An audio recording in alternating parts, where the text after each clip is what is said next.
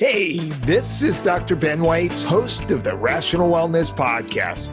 I talk to the leading health and nutrition experts and researchers in the field to bring you the latest in cutting-edge health information.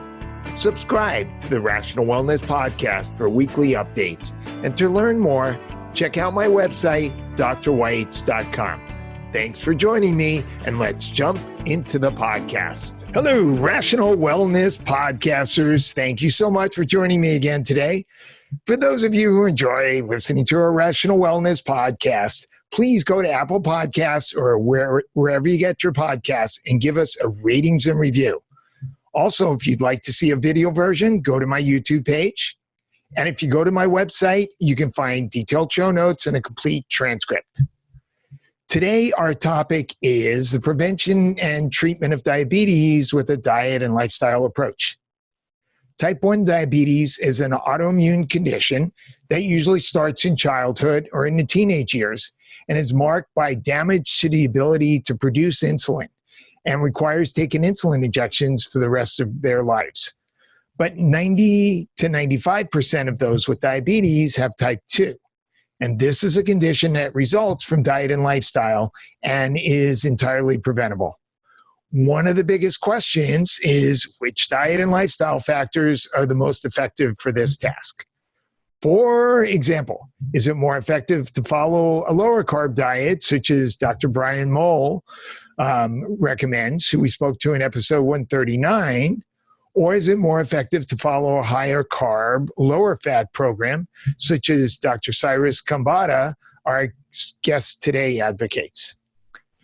This is a very important topic because diabetes and pre-diabetes are epidemic, and the prevalence continues to increase in the United States and around the world. 9.4% of adults in the U.S. are diabetic, and at least 87 million people in the U.S. have pre-diabetes, and rates are climbing, especially among children and teens. Dr. Cyrus Khambatta has a Bachelor of Science in Mechanical Engineering from Stanford University in 2003 and a PhD in Nutritional Biochemistry from UC Berkeley in 2012. He's co-authored a number of peer-reviewed scientific papers. He appeared on the Forks Over Knives documentary, and he's the co-host of the annual Mastering Diabetes Online Summit, and he's co-authored the soon-to-be-released book, Mastering Diabetes with Robbie Barbero. There you go. Is it available right now? It's available for pre-sale right now, and it's available on February 18th for everyone. Okay. And he's also a nutrition and fitness coach, and he's been living with type 1 diabetes since 2002. Dr. Khambatta, thank you for joining me today. Thank you so much, Dr. Weitz. I really appreciate the opportunity to be here today. Excellent. So maybe you can start by telling us about your personal experiences living with type 1 diabetes and eating a plant-based diet. For sure. So I was diagnosed with type 1 diabetes when I was 22 years old. And I was a senior at Stanford University at the time, and I was just trying to graduate and move on with my life. And I started to feel really thirsty, like incredibly thirsty, where I was drinking about 1 to 2 gallons of water per day. And my energy levels were just terrible, very little energy. So I picked up the phone and I called my sister, and she's a doctor of osteopathy. And I said, hey, Shanaz, here are my symptoms. What am I experiencing? And she said, Cyrus, you are explaining type 1 diabetes to the T. Go to the health center right away. And I was like, Shanaz, I don't have type 1 diabetes. What are you talking about? And she said, I don't have time to explain. Just go. So I didn't know anything about biology. I didn't know anything about medicine at that point. I just thought that diabetes literally had something to do with old people and cake. That was it, right? And so here I am. I'm like 22-year-old guy. I'm athletic, and I'm like, I'm not overweight. I don't understand what's happening, right? So I checked myself into the health center. And while I'm there, they check my blood glucose, and it's over 600. Okay, my blood glucose, anybody's blood glucose is supposed to be between 80 and 130 on a given day. And mine was basically 6 times higher than it needed to be. And I didn't know what that meant. But they basically looked at me and they said, we're taking you to the ER right now. So we go to the ER together. When I check myself in there, they basically put me into a room. They gave me an IV of saline in one arm to hydrate me. And then they also gave me an IV of insulin into the other arm. And they started to control my blood glucose and bring it down using insulin. While I was in that hospital for 24 hours, they pieced together my health history. And they helped me understand that I now had developed not one, not two, but 3 autoimmune conditions within a 6-month period. So the first autoimmune condition was Hashimoto's hypothyroidism. So I developed Hashimoto's about 6 months prior, and I was taking a synthetic thyroid supplement, taking Synthroid, and that was supposed to solve that problem. Then a couple of months later, I developed alopecia universalis, which is why I have no hair, I have no eyebrows, I have no eyelashes, I have no ear hair, no hair, nothing. I'm gone. And then in addition to that, I developed type 1 diabetes. So all of those set in within a 6-month period, and all 3 of them were autoimmune. So the doctors looked at me and they were like, we've never, ever seen somebody that has these 3 conditions before. But actually, autoimmune conditions do tend to group together. Having one autoimmune condition increases your risk of another. No questions asked. You're absolutely right. And I've gone on to learn over the course of time that there's actually different types of autoimmune conditions that cluster together. So Hashimoto's hypothyroidism, type 1 diabetes, celiac disease, they all cluster. But I didn't know that at the time. All I knew was that I felt thirsty, and I needed help. And, the doctors were basically telling me, they were like, well, we kind of know what to do and we kind of don't know what to do.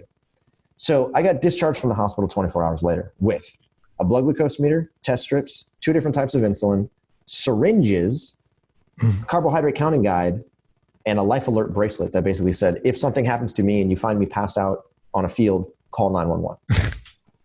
So I got really nervous really quickly because I didn't know. That's pretty scary. Yeah, exactly.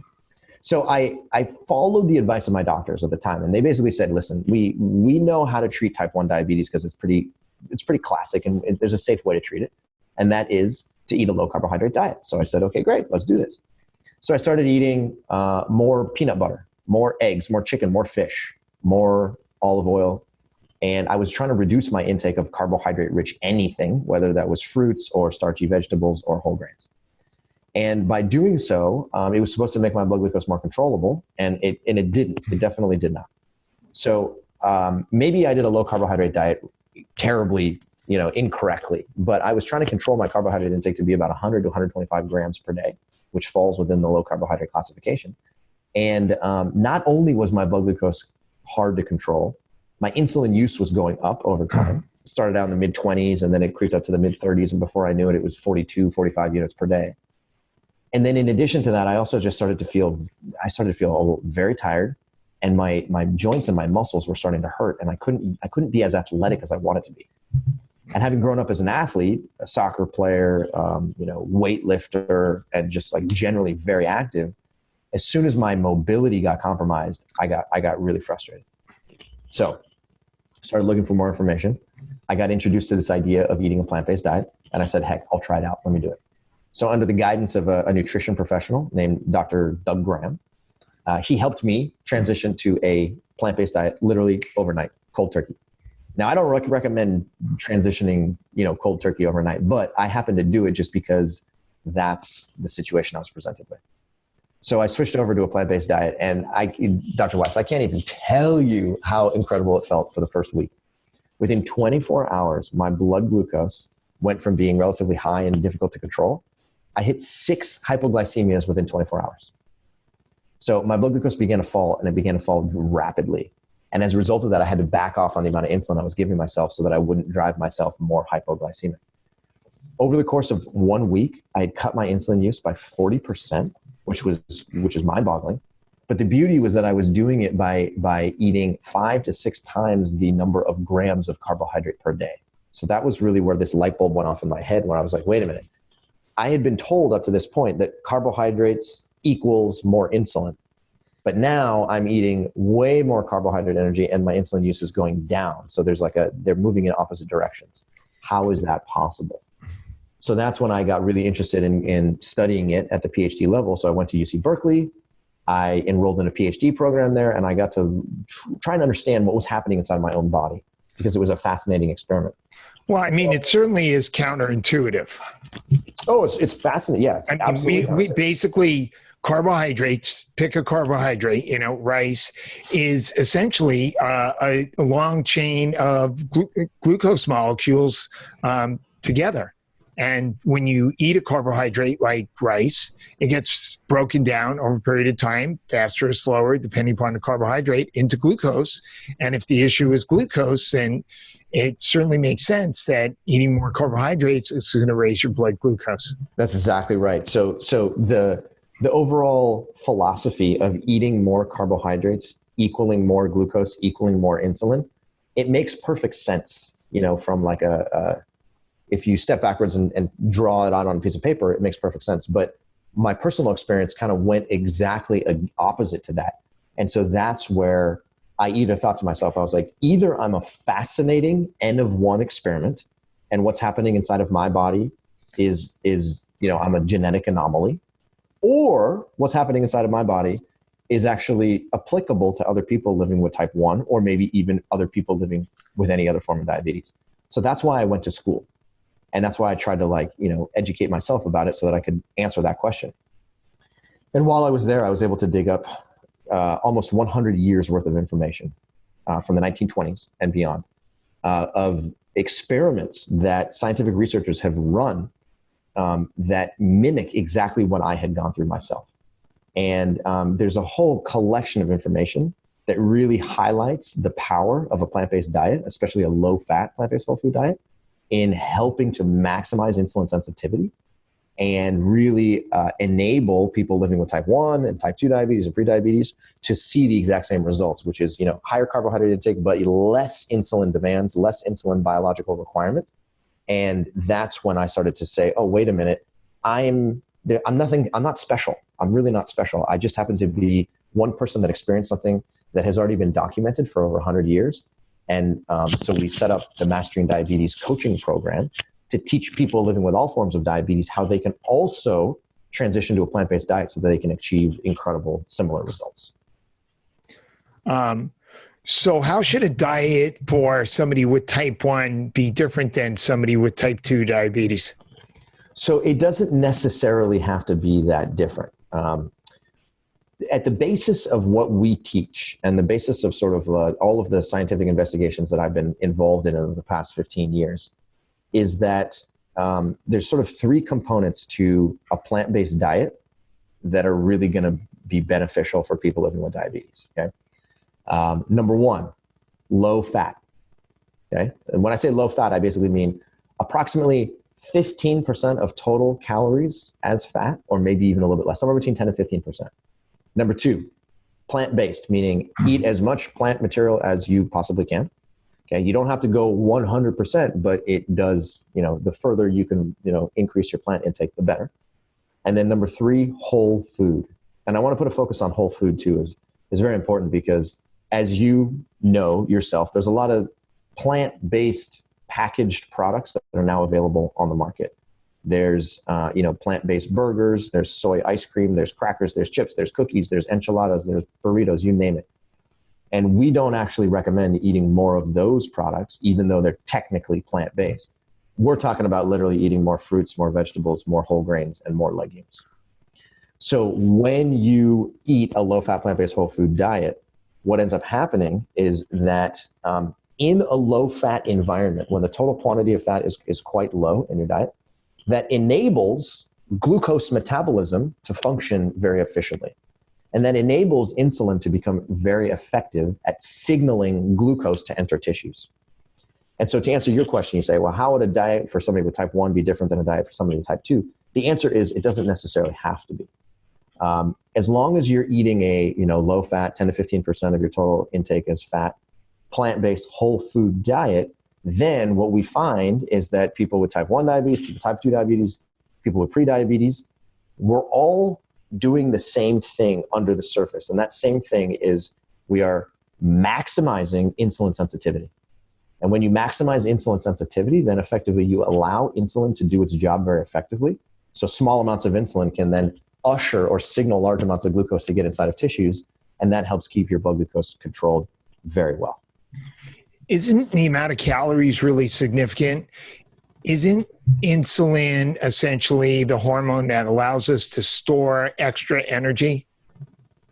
Yes. Okay. So in other words, if we consume more calories, calories being a measure of energy, than we need, then we can store some of that energy as glycogen or as fat, and that insulin helps to stimulate that, right? Yes. Okay. So insulin is actually a pretty misunderstood molecule, and what you're saying is actually very true. So think of insulin as basically being the single most powerful anabolic hormone in your body. Okay. And when I say anabolic hormone, I mean it's anabolic is a term given to like growth. It's a synthetic. It stimulates synthetic processes. Sure. So insulin is more powerful at stimulating synthetic processes than is testosterone, than is estrogen, than is growth hormone, than is IGF-1, you name it. So insulin's role in your body, its primary function in your body, is to signal to tissues that glucose is available in your blood. So when insulin is present, it's a high energy signal that basically says, hey, liver, hey, muscle, would you like to take this glucose up? There's glucose in the blood, go get it, right? And then glucose, if the tissues say, yes, okay, no problem, then the glucose can get inside of those tissues. But insulin also has a number of other effects. Insulin can signal amino acid uptake from protein. Insulin can signal fatty acid uptake from fatty acids. Insulin can signal cholesterol uptake. Insulin can also promote DNA synthesis, RNA synthesis, glycogen synthesis. It can stimulate DNA repair. I mean, it's literally endless what insulin is capable of doing. But everything that insulin does is synthetic by nature, or building by nature, and it also shuts down catabolic processes, meaning it shuts down the oxidation of fatty acids. It shuts down the oxidation of glucose, right? So it's basically simultaneously turning up synthetic processes and minimizing or impairing catabolic processes at the same time. So to answer your question, if you eat excess calories, does that stimulate an excess insulin production and then increase fatty acid synthesis or increase glycogen synthesis? The answer is absolutely, no questions asked. So it's very important for somebody living with any form of diabetes to be very cognizant of the amount of calories they're consuming and to not overconsume calories. And one of the things that's actually very beneficial about a plant-based diet in particular that I've learned over the course of many years is that when you eat a plant-based diet, it's actually relatively challenging to overeat on calories just naturally. And the reason for that is because when you're eating a whole food plant-based diet, the whole food plant-based diet is incredibly fiber rich and it's incredibly water rich. And if you add fiber and water together, you end up creating this thing called bulk, this substance called bulk. And there have been many experiments that have been performed over the course of time. And there's a woman named Barbara Rolls, who's the sort of pioneer of this branch of biology. And what she has shown is that the single most satiating aspect of food, of all food, is bulk. So when you consume foods that are fiber rich, that also are prepackaged with a ton of water, then it's actually, it fills you up quickly. And as a result of that, you don't take very many bites before your digestive system signals up a neurological signal to your brain that says, hey, I'm getting full, slow down. And as a result of doing that, you end up not actually taking on too many calories. It's sort of a natural break to prevent you from taking on excess calories. It doesn't seem to match with my experience. From what I've seen, people who tend to be overweight tend to overeat carbohydrate foods. Rarely do people gorge on chicken or, eggs. They're eating bowls of pasta and chips and bagels, and those are typically the foods that lead people to be overweight. Okay, so the types of carbohydrate that you're talking about are actually refined carbohydrate foods. You talk about chips and cookies and crackers and pastas and cereals and sort of carbohydrate-rich food that has gone through a manufacturing process in order to become a thing that you buy at the grocery store, right? And you are absolutely correct. Refined carbohydrate foods can be very addictive because food manufacturers play games with those foods. And when they put them into a package, they add natural flavorings to them such that they make them hyper palatable. And it makes it much more likely that as soon as it hits your tongue, it sends a dopamine signal into your brain. Your brain generates dopamine, which then gives you a happiness signal, which then makes you want to eat more. So the nice thing about eating a whole food plant-based diet is that when you're eating potatoes don't have that same hyper palatability. They're tasty, and they're filled with fire and water. And as a result of that, they fill you up without making you feel like you're sort of addicted to wanting to eat more and more and more. I'm proud that this episode of the Rational Wellness Podcast is sponsored by Integrative Therapeutics, which is one of the few lines of professional nutritional products that I carry in my office. Integrative Therapeutics is a top-tier manufacturer of clinician-designed, cutting-edge nutritional products with therapeutic dosages of scientifically proven ingredients to help patients prevent chronic diseases and feel better.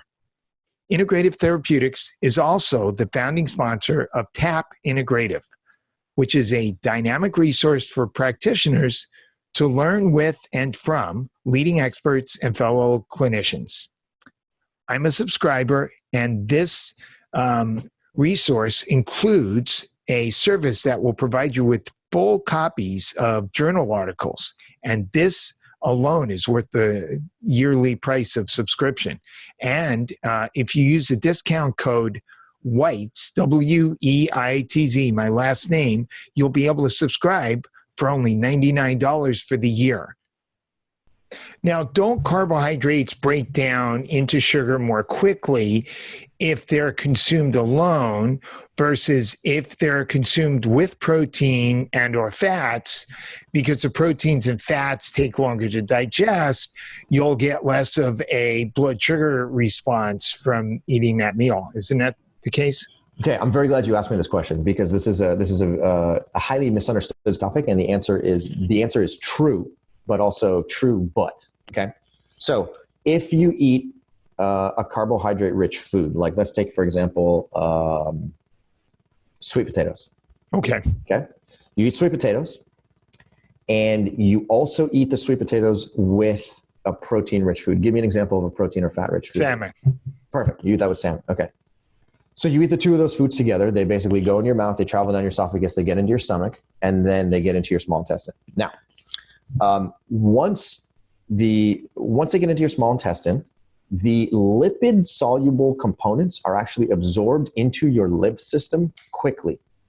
So effectively what that means is through the walls of your small intestine, the lipid-soluble components, being fatty acids plus cholesterol, they get absorbed through the walls of your small intestine, they get put into your lymph, and then they get put into your blood, and they circulate as chylomicrons. These chylomicrons basically are just delivering fatty acids. Here, you want this fatty acid, go for it, take it. Okay. Once that lipid absorption starts, that lipid absorption process has a whole bunch of complex signaling mechanisms back up to your brain that then signal back down to your digestive system. So there's a two-way neurological pathway that happens as soon as lipid-soluble, lipid-rich food gets into your mouth. So one of the things that happens is that your brain gets a signal from your digestive system that there's lipid present in the food, and your brain then sends a signal back to your stomach, and it slows your gastric emptying rate. So it actually slows down the rate at which your stomach passes food into your small intestine. So there's a pyloric sphincter at the base of your stomach, and that pyloric sphincter basically just like closes, and it's harder to open. So as a result of that, you actually have like a minor traffic jam of chyme or undigested food material inside of your stomach. And that's actually a good thing, because what it does is, like you said, it slows down the absorption. So carbohydrate absorption is slowed down as a result of that, and it basically sort of evens out a blood glucose response. That is a true statement. But let's do the opposite now. Suppose you just ate the sweet potato by itself and there wasn't any salmon to come along with it. Okay. Would that mean that the glucose from the sweet potato would be present in your blood and it would cause a sort of blood glucose spike? And the answer is yes and no, depending on the situation. So I'll give you two different scenarios. If you were to eat a sweet potato and you ate that sweet potato and it went into your small intestine and it got absorbed through the walls of your small intestine and the glucose was put into your blood. If the glucose cannot get outside of your blood and into tissues, then it's going to get trapped inside of your blood and you're going to see a high blood glucose value, and you're going to see that quickly. The reason that would happen is if you already are living with insulin resistance. If you've eaten a diet that has made you insulin resistant such that your liver and muscles are not accepting of glucose, So if you're already insulin resistant to begin with, you eat that sweet potato, you check your blood glucose and it's going to be high. If you have eaten yourself into insulin sensitivity and you've reversed insulin resistance using your diet, then as soon as the glucose molecules from that sweet potato get inside of your blood, they have an exit route and they can get inside of your liver and they can get inside of your muscle. And that's going to prevent your blood glucose from going high. The glucose will get inside of your blood and it'll get out of your blood very quickly. And that'll keep your blood glucose from going too high. But let's say I don't have insulin resistance, but because I've been eating a lot of carbohydrates, I have plenty of carbohydrates. My muscle glycogen, my liver glycogen is filled with as much glucose stored as glycogen as it can handle. So I have plenty of glucose. And now this is an excess glucose that can't go anywhere.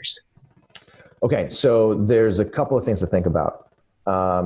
In other words, can it be the case that it's not just that that we're not sensitive enough to insulin to utilize it, but that there's just an excess of glucose? I mean, sure. Yeah, you can always eat a diet that has an excess amount of carbohydrate and or glucose energy. That is absolutely possible. And that is most likely going to happen when you're overeating calories, period, end of story, right? Okay. But if you're not overeating calories, and you just happen to be, let's just say your calorie requirement for a daily basis is 2,500 calories, just for the sake of argument, right? Let's say you're eating a diet that contains 2,500 calories, so you're not overeating, right? If the majority of your energy was coming from carbohydrate, and when I say the majority, I mean like 70% or sometimes even more. Okay. Does that mean that you run the risk of glucose overload, of carbohydrate overload, and that's going to cause your blood glucose to go up? And the answer is, it depends. If you are insulin sensitive, if you truly are insulin sensitive, then you can eat a dramatically high carbohydrate intake, 70 to 80% or even higher, and you will not get glucose overload. Glucose will not get trapped inside of your blood. It'll easily get imported into into your liver and muscle, and that will prevent against high blood glucose values. But can't my liver and muscles have all the glucose they can use? Can't they be filled up? Okay, so the answer is yes and no. Glucose is present in your blood at all times, and glucose gets inside of your liver and gets inside of your muscle, okay? Now, but there's a limit to how much glucose you can store, right? There's a limit to how much your glucose can store, absolutely. There's no question about that. But and after that, it turns into fat. Well, let's think about it this way. Okay. Glucose can get inside of your liver and get inside of your muscle, and it can get stored as glycogen. Right. And on average, you have approximately about 1,800 to 2,000 calories of glycogen. Okay. At any given time. Right. So let's say for now, you ate a dinner that was carbohydrate rich, and you topped off your glycogen stores inside of your liver and muscle. Right. Okay. And you're full of glycogen, and that's it. Then you go to sleep. You wake up in the morning. Your glycogen stores are now less than they were when you went to sleep. So you're actually burning glycogen in the middle of the night while you're sleeping. Okay, but let's say I wake up and my glycogen stores are still full. Okay, but that's my point is that doesn't happen. It doesn't happen? No. So glycogen is a temporary storage tank that you can always fill. You can put more glucose into the glycogen repository, but it's not like glycogen is a stagnant structure and that as soon as you put stuff in, it's full and then it stays full for 24 hours. Glycogen is constantly being depleted at all times, 24 hours a day. Right now, you are going through your glycogen stores, and so am I. We're sitting in a chair. We're not doing anything because glycogen is a fuel tank, right? It's just that like if you were to go exercise, you would burn through your glycogen stores much quicker. Right. But right now, your glycogen stores are decreasing. So that means the next time you go eat a glucose-rich meal or a carbohydrate-rich meal, you now have some space to put more glucose back into that glycogen storage tank, right? So I think what you're trying to get at is... Or let's say I have this much space, but I take this much glucose. For sure. So you can have a small amount of space and you can take on an extra amount of glucose. And yes, that can be a problem. But the question really becomes, is that clinically relevant? Right. And the answer is, if you're eating a refined carbohydrate diet, you will find two things that are happening. Number one, glucose gets into your blood much quicker than it would if you're eating whole foods, no question. Number two, it can actually create insulin resistance inside of your liver in particular. So you got hepatic insulin resistance. And as a result of developing hepatic insulin resistance, now you have a traffic jam of glucose that's present in your blood so your glucose can go higher. And then, like you said also, some of this glucose, when it gets inside of your liver, if it's insulin resistant, boom, now all of a sudden your liver says, you know what, let me convert this into fatty acids. And then it does this, conversion of glucose into fatty acids, DNL. However, DNL is sort of a last resort mechanism, and it doesn't really happen as efficiently as most people believe. So we can go into that in detail in a little bit. But this is also why you often see people who overeat refined carbohydrates have fatty liver. No questions asked. Absolutely, 100%. So you're on the ball about the fact that like refined carbohydrates are not healthful foods by any stretch of the imagination. So you don't recommend eating them. I don't recommend eating them. Nobody from the functional world, the plant-based world, we all agree. Everyone's like, you know what, refined carbohydrates is not an ideal option. So how much does glycemic index matter? Ooh, good question. The glycemic index is important.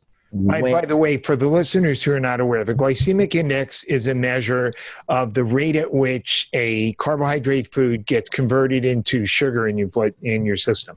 Exactly right. It's sort of the speed at which a carbohydrate-rich food gets converted into glucose. You get a big spike, or is it a slow, gradual release? Okay. So the glycemic index is important for people. So let's say you're eating a plant-based diet and you tend to be eating higher on the glycemic index. Okay. Does that mean that that's bad for you? Does that mean that it's going to... You're having a lot of white potatoes. Okay. The answer is, if you are living with insulin resistance to begin with, if you are, your liver has accumulated a sufficient amount of insulin resistance over the course of time, if your muscles have accumulated a significant amount of insulin resistance over time, then when you eat high glycemic index foods, those high glycemic index foods will get absorbed into your blood. The glucose will get into your blood quickly, and it'll get trapped inside of your blood, and it'll absolutely cause a blood glucose spike. If, again, the name of the game is reversing insulin resistance, if you have become insulin sensitive through many lifestyle factors, including a low-fat plant-based whole food diet, including frequent movement, including maybe some intermittent fasting.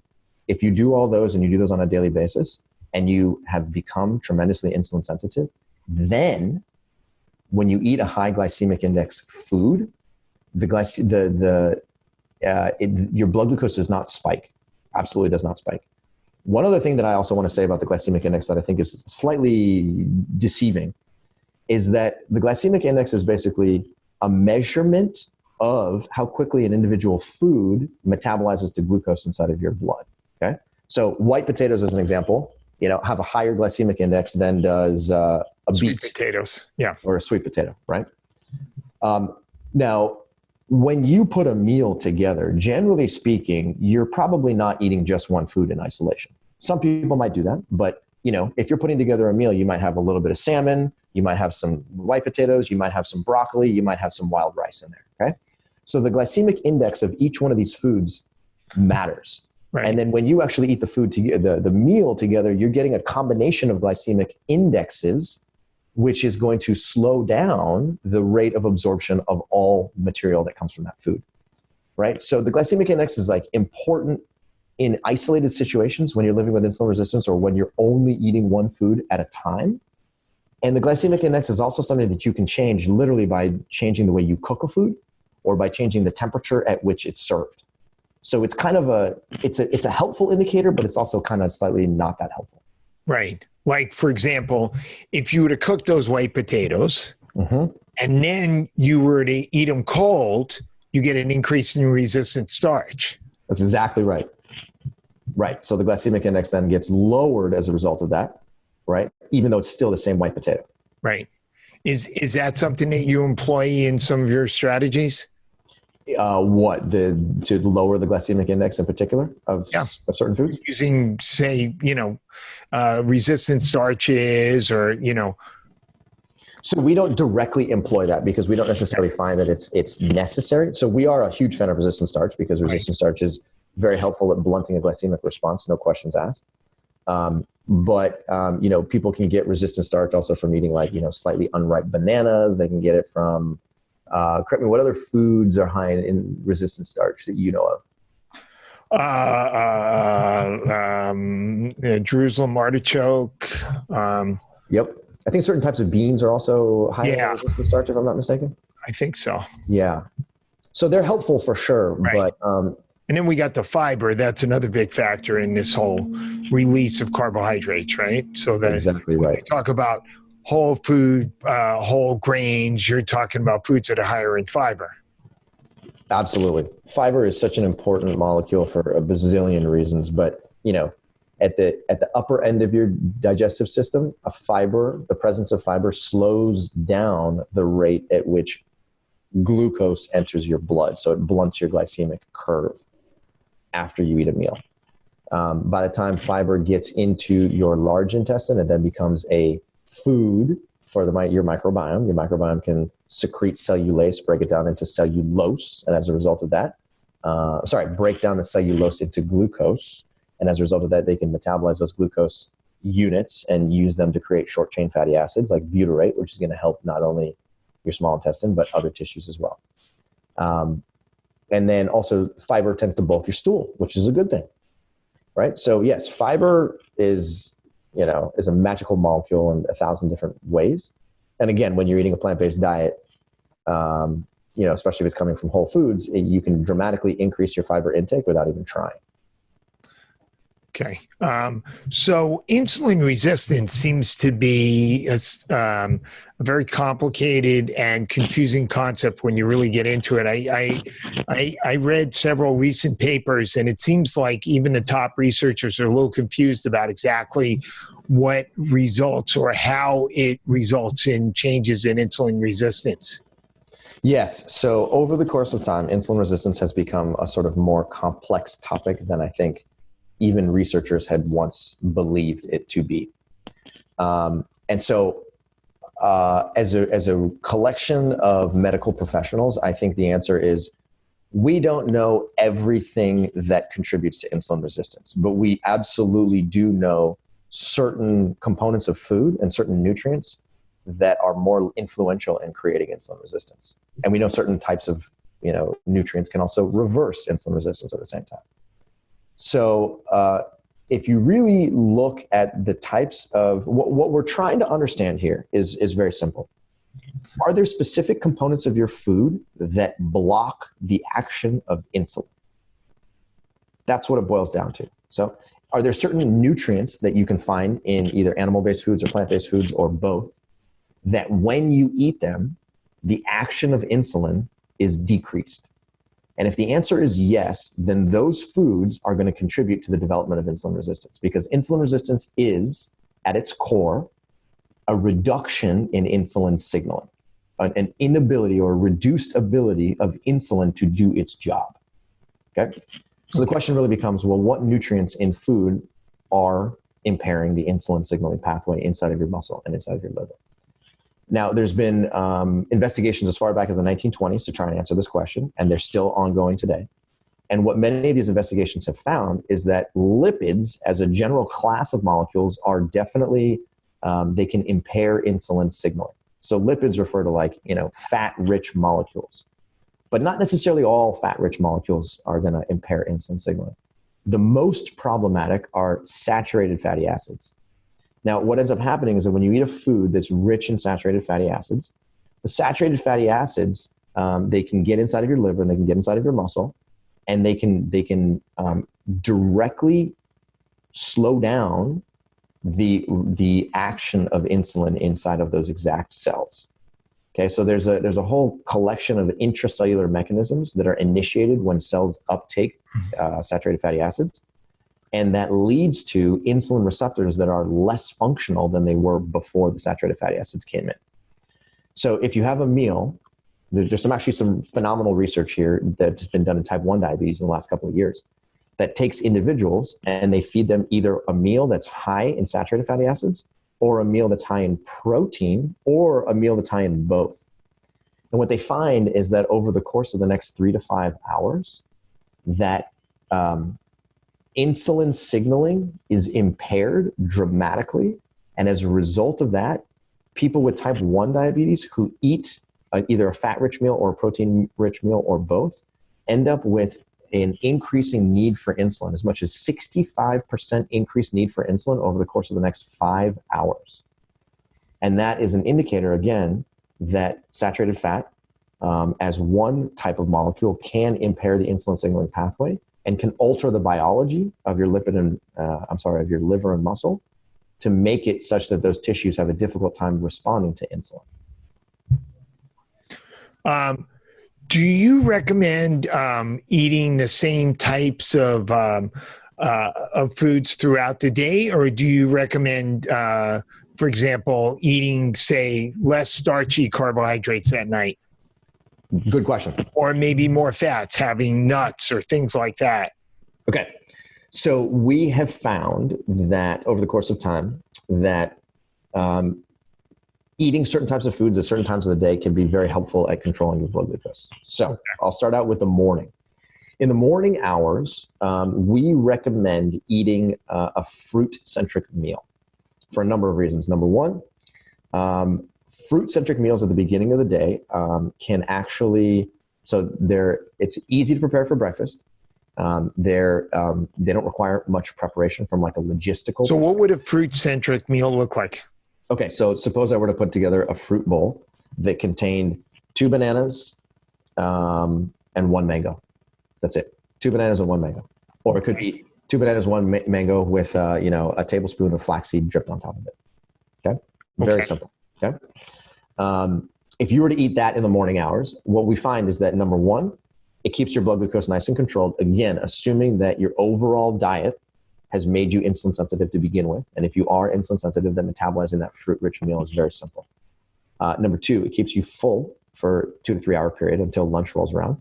And number three, we also recommend people to exercise in the morning hours if they can make that happen, because it's a simple way to get your day started, and it makes sure that you do it. And so having fruit, bracketed with your exercise, either before, during, or after, is something that's very helpful at giving you a ton of energy so that you can actually go perform exercise. So do you recommend they eat the fruit and then exercise, or vice versa? It's personal choice at that point. It depends on the type of diabetes you're living with, to be perfectly honest. For people living with type 1 diabetes, we absolutely recommend eating something before you exercise and then giving yourself like underdosing on insulin, just a little bit. Yeah. To have the little bit of insulin. You don't want to take a chance of hypoglycemia. Exactly right. For people living with type 2 diabetes, they have a choice. If they want to eat breakfast before they exercise, go for it. If they don't want to eat exercise, they can exercise in the fasted state. It's no problem. Now, some people choose not to have a fruit-centric breakfast, and they instead want to eat something that's a little more savory. So in that situation, we recommend having something that's containing either beans or quinoa or some rice and some vegetables. Okay, so if they want to go for a more savory dish, it's totally fine as well. Both of them are going to give you a good glycemic response. Then when it comes to lunchtime is our favorite meal for increasing the intake of starchy carbohydrates. It's interesting. I would say the most common carbohydrate-centric meal you hear people eat is oatmeal with fruit. Sure, oatmeal with fruit. That's it. That's a great example. You can absolutely eat oatmeal with fruit. We got no problems with that. Okay. Yep, 100%. So when lunch rolls around, that's your opportunity to eat slightly more starchy carbohydrates. So we recommend eating, you can either eat potatoes or squash. You can have some corn at that meal. You can have some more fruits at that meal if you want. You can even eat some whole grains at that meal as well. And we find that people who do that in the middle of the afternoon or for lunchtime are able to keep themselves full for a 3 to 4 to 5 hour period until dinner rolls around, which prevents them from overeating and trying to eat more, refined carbohydrates. And their blood glucose response is actually, because starchy carbohydrates tend to sort of, slow down the glucose response and, not necessarily get you high blood glucose values. It takes time for that to unfold. So if you put the starchy meal in the middle of the day, then, over the course of 3 to 4 to 5 hours or so, you get a nice distribution of glucose coming into your blood, drip feeding your blood, feeding your brain properly, and keeping you energized. Then by the time dinner rolls around, we actually recommend eating things that are more what I would consider to be fluffy. When I say fluffy, I mean more green leafy vegetables, more mushrooms, more non-starchy vegetables, and then having some legumes as well. At that time of the day, we don't necessarily recommend starchy vegetables because we find that people who eat starchy vegetables in the evening hours sometimes can find their blood glucose to go high and or stay high in the middle of the night. And then that can be problematic and it can drive your A1C value higher. So it's sort of like fruit and or whole grains in the morning, starch and or whole grains in the middle of the day, and then more sort of like vegetables and fluffy material towards the end of the day. It's a simple way to think about it. Are there nutritional supplements that can help patients with diabetes? Nutritional supplements that can help patients with diabetes. Are you not a supplement guy? No, not a huge supplement guy. So we, truth be told, we sell a tea that's, it's considered a supplement, I guess you would call it. And it's made of this stuff called amla, which is Indian gooseberries. And Indian gooseberries have tremendous anti-diabetic properties. And so, that's something that we encourage people to incorporate into their diet as well. So ours is called amla green because it's basically amla berries mixed with green tea. But it's not required by any stretch of the imagination. So it's something that's very helpful. But what about herbs like cinnamon or berberine? Yeah, for sure. So there's plenty of anti-diabetic medicinal herbs. So there's cinnamon, which is like controversial as to whether it actually helps with blood glucose management. Then there's berberine, then there's fenugreek, then there's Gymnema sylvester, then there's bitter melon. And we love all of these things. Sometimes they can be hard to find. And so again, if people want to incorporate them into their diet, green light, absolutely love them. But they're not necessarily required or, it's not necessarily like a core component of the Mastering Diabetes approach. What is the best type, amount, and frequency of exercise for patients with diabetes? Okay. 30 minutes per day, 6 days a week. Okay. And when I want you to exercise, I'm asking you to do a couple of things. Number one, I want you to get, a good distribution of cardiovascular movement versus resistance movement. Okay. So when I say that, it's hard to put specific numbers on it, but if I were to tell you to sort of distribute your activity between approximately 50% cardiovascular movements and 50% resistance movements, that makes sure that your cardiovascular system is in check. And that makes sure that you're also putting a significant stress on your muscles to keep your bones strong over the course of time. Is it okay to do an hour of exercise a day? For sure. 30 minutes minimum. Absolutely. Okay. Sorry, didn't mean to confuse. 30 minutes minimum, no question. And then I also want to make sure that when you're exercising, that you're exercising significantly hard enough and fast enough that you cannot talk to someone else, that you cannot answer a phone call, and that you cannot sing your favorite certain level of intensity. Exactly right. What types of recommendations do you have in general for exercise? I like the same amount and frequency. I think it's best for diabetics to exercise every day, as you just mentioned. I think 7 days a week is possible to help regulate your sugar and your insulin in accordance with your exercise. And I think resistance training and cardiovascular exercise are equally important, as well as incorporating some stretching and balance training. Even though those are not necessarily for blood sugar control, they're still beneficial for health.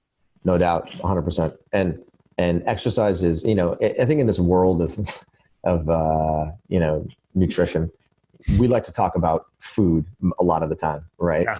And I'm actually glad you brought up the exercise topic, because exercise is something that it's such a powerful insulin sensitizer. Right. It's hard to put into words. Exercise has so many tremendous benefits, not only for your glucose metabolism, but also for your brain, for your bones, for your connective tissue, for your muscles. It can improve the health of your thyroid gland. It can improve, your mental health. It's endless what exercise can do. And, getting you or, teaching people how to move their body on a daily basis is something that I think can become very addicting, and something that we are huge proponents of. What about the effects of stress on blood glucose? Yeah, stress can be a doozy on your blood glucose. When you get stressed, either like in a traumatic situation or whether there's some kind of like baseline chronic stress, that can increase your cortisol levels as, one type of hormone. And that cortisol can go signal to your liver. Yep. And it can basically, it can significantly impair glucose metabolism. And as a result of that, if you're living in a high stress environment and that's chronic, blood glucose can absolutely go up, and it can make it such that your medication requirements can increase. And simply by, just like you're saying, literally stretching your body, taking a mindful practice, relaxing, going outside and going for a walk. Like these are all simple things you can do that have a physiological effect on your blood glucose level. Yeah, if you're having trouble with that morning fasting glucose number, and it's higher than it seems like it should be based on their diet and everything else, definitely look at stress. For sure. No questions asked.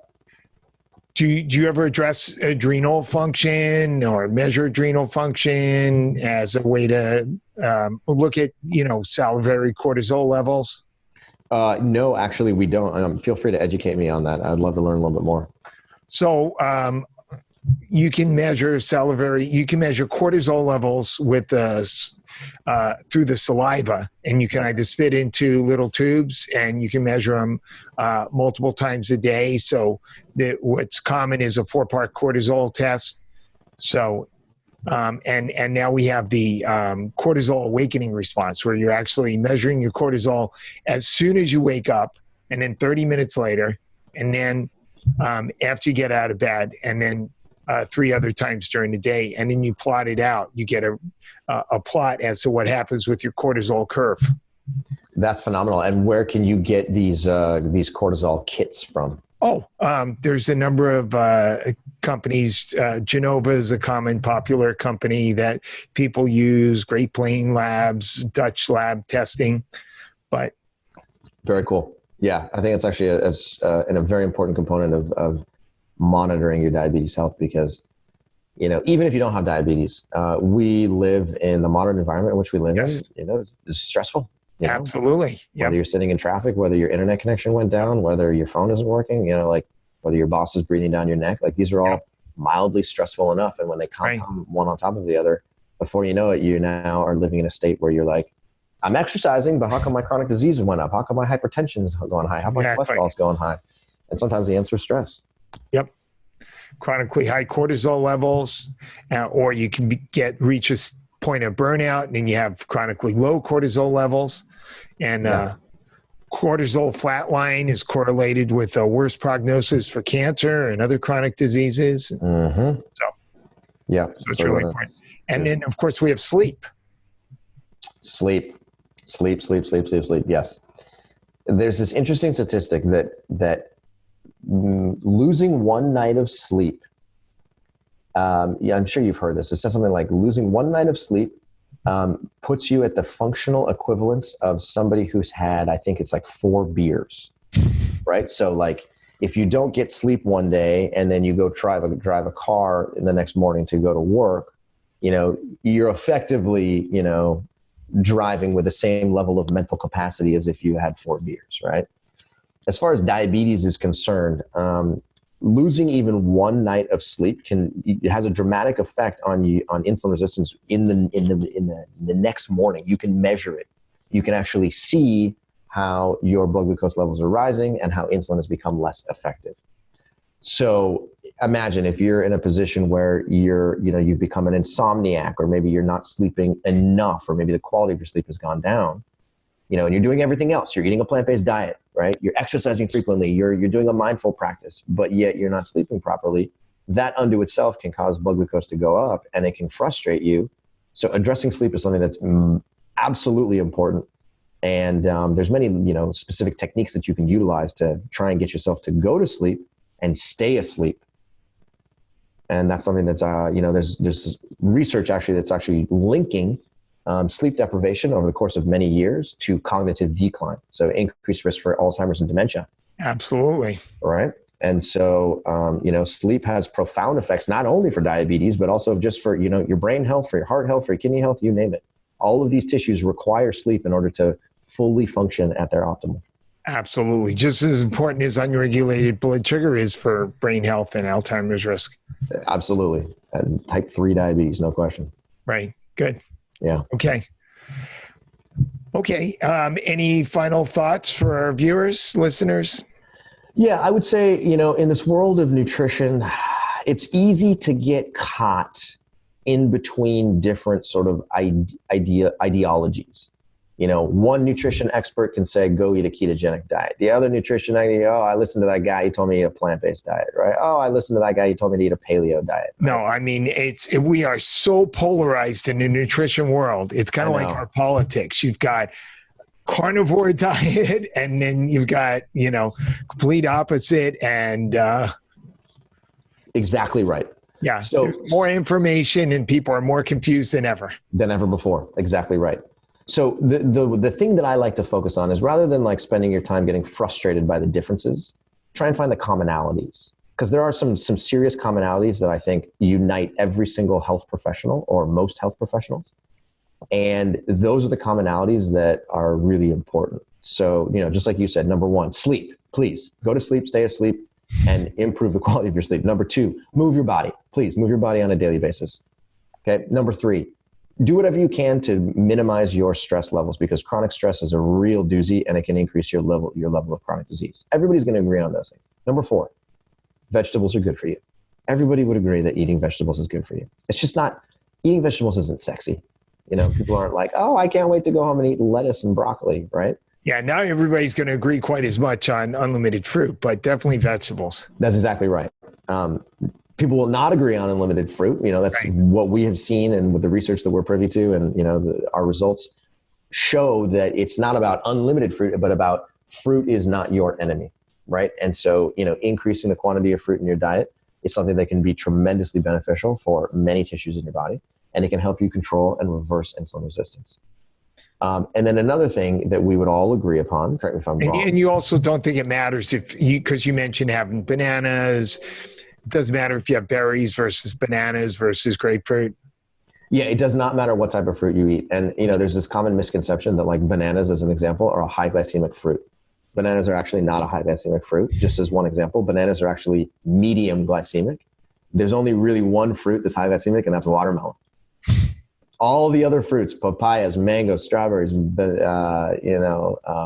peaches, pears, plums, nectarines, you name it, those are all medium to low glycemic, even though... part of it depends on how ripe they are. Even then, even in the ripest state, a banana, as an example, a ripe banana is not technically considered a high glycemic food, which is crazy, because if you look at its placement on the glycemic index, you'll actually find that it's in the medium category.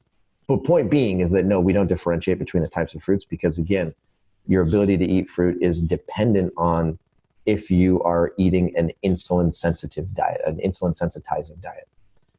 But to get back to what I was saying, one thing that we all agree upon as well is that packaged and processed refined foods, there's not a single health professional that I know that's saying go eat more refined foods, right?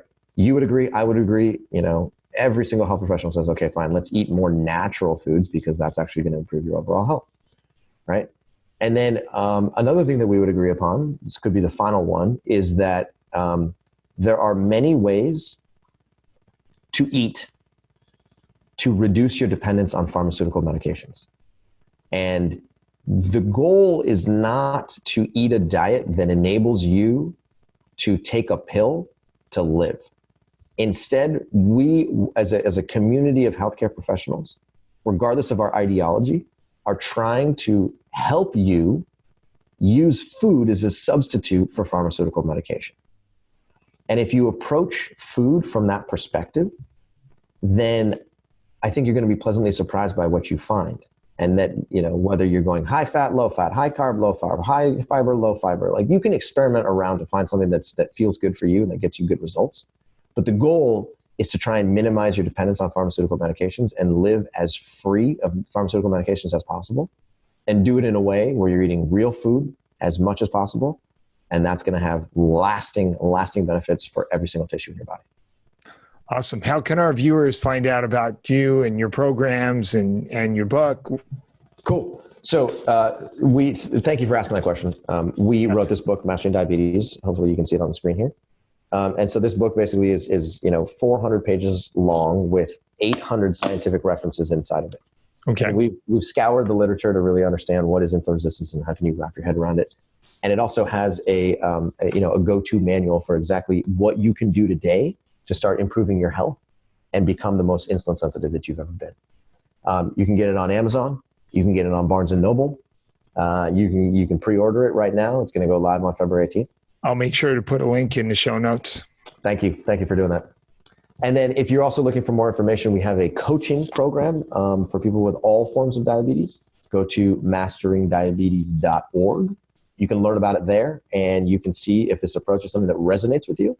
And, we have tremendous success with our clients, and we'd love to be able to help you out if diabetes is something that's dear to your heart. Awesome. Thank you. Thank you.